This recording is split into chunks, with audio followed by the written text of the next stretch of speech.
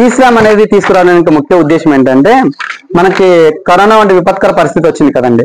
ఆ టైంలో ఏంటంటే మన మైగ్రేన్ లేబర్ అందరూ కూడా రోడ్ల మీద నడుచుకుంటూ వెళ్ళిపోవడము, అసలు వాళ్ళకి ఎటువంటి సామాజిక భద్రత లేదని చెప్పి ఒక ఉద్దేశంతో ఒక సుప్రీంకోర్టులో ఒక స్పెషల్ లీవ్ పిటిషన్ అనేది వేయడం జరిగింది.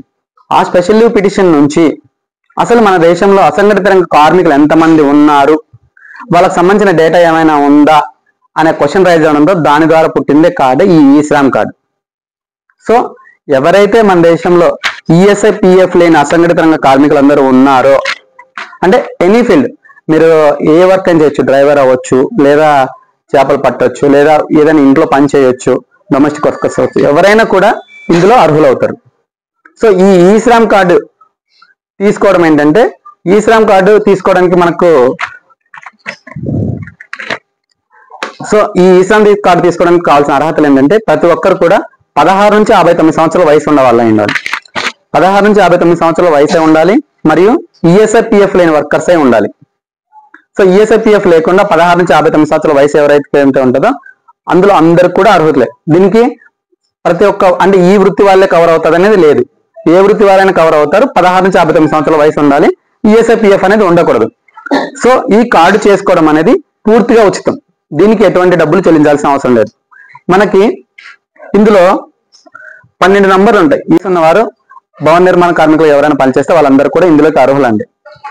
ఇందులో మెయిన్ గా కావాల్సింది ఏంటంటే, ఇందులో ఎవరైనా నమోదు అవ్వాలనుకుంటే వీరు వారి యొక్క ఆధార్ కార్డు, వాళ్ళ కుటుంబ సభ్యుల యొక్క ఆధార్ కార్డులు, అదేవిధంగా మీకు ఒక రైస్ కార్డు ఉంటుంది, రైస్ కార్డు, ఎవరైతే వ్యక్తి ఉంటారో ఆ వ్యక్తి యొక్క 2 పాస్పోర్ట్ సైజ్ ఫోటోలు, వారి యొక్క బ్యాంక్ అకౌంట్ జిరాక్స్, మరియు 110 రూపాయలు అండి. 110 రూపాయల నిమిత్తం ఏంటంటే 110 రూపాయలు 5 సంవత్సరాలకు గాను కలెక్ట్ చేస్తారు. ఇందులో 50 రూపాయలు అనేది రిజిస్ట్రేషన్ ఫీజు, మరియు 60 రూపాయలు అనేది నెలకు రూపాయి చొప్పున 5 సంవత్సరాలకి ప్రీమియం కడతారండి. సో 110 రూపాయలు మొదట 110 రూపాయలతో రిజిస్టర్ చేసుకుంటారు. ఆ తర్వాత ప్రతి 5 సంవత్సరాలకు ఒకసారి 60 రూపాయల చొప్పున మీకు 60 సంవత్సరాల వయసు వచ్చిన వాళ్ళు ఏంటి అంటే, ఒక భవన నిర్మాణ కార్మికులు ఉన్నారు, ఆ కార్మికుల యొక్క ఒక కుమార్తెకు వివాహం చేశారు. వివాహ కానుక నిమిత్తం గవర్నమెంట్ ఈ బోర్డు నుంచి, సంక్షేమ బోర్డు నుంచి 20,000 రూపాయలు అనేది ఇస్తారండి. ఒకవేళ ఇద్దరు కుమార్తెల వివాహాలకి 2 వివాహాల వరకు 20,000 ఇస్తారు. అదే విధంగా ఒక భవన నిర్మాణ కార్మికుడు ఉన్నారు, లేదా ఒక మహిళా కార్మికురాలు ఉన్నారు.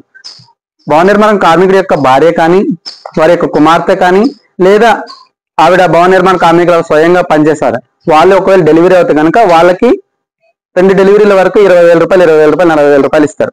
అదేవిధంగా ఒకవేళ ఈ భవన నిర్మాణ కార్మికుడు ఎవరైనా కూడా ఏదైనా ప్రమాదశాత్తు ఎవరైనా యాక్సిడెంటల్ డెత్ గా చనిపోతే వారి యొక్క ఒక 5 లక్షల రూపాయలు, సహజ మరణం పొందారనుకోండి వారికి ఒక 60,000 రూపాయలు, ఏదైనా ఏది ప్రమాదమైనా అవచ్చు దహన సంస్కారాల నిమిత్తం ఒక 20,000 రూపాయలు, ఇవి కార్మిక శాఖ ద్వారా ఇస్తారండి.